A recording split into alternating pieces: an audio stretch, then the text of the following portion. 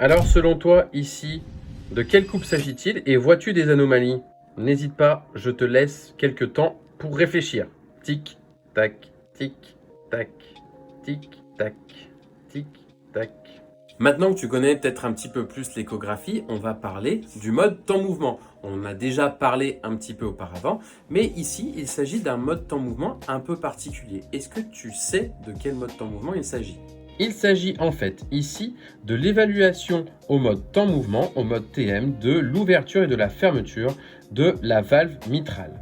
On observe ainsi ici le septum interventriculaire, ici au-dessus le ventricule droit, la paroi postérieure du ventricule droit au-dessus, et en dessous ici l'entièreté du ventricule gauche avec ici l'apparition d'un nouvel élément qu'on n'avait pas vu en mode temps-mouvement transventriculaire.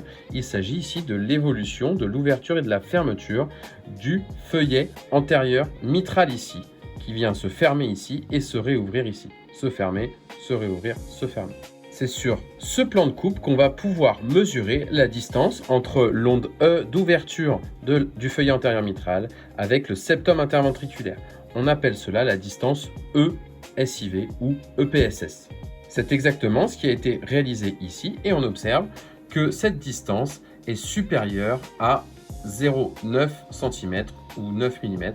Ici, il s'agit d'une dilatation de l'anneau mitral.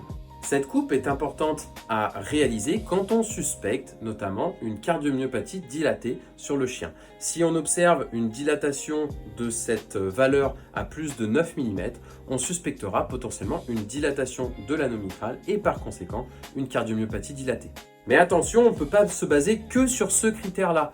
Donc sur la cardiomyopathie dilatée, il faudra assembler un grand nombre de critères qui vont nous permettre de trancher sur le fait qu'il s'agisse d'une cardiomyopathie dilatée ou d'une absence d'anomalie. Si tu veux apprendre précisément comment ça fonctionne en pratique, eh bien je te laisse le lien de description de la formation en bio et n'hésite pas à me poser des questions si tu en as. Je te souhaite une très bonne fin de journée et je te dis à bientôt pour la prochaine vidéo. Salut!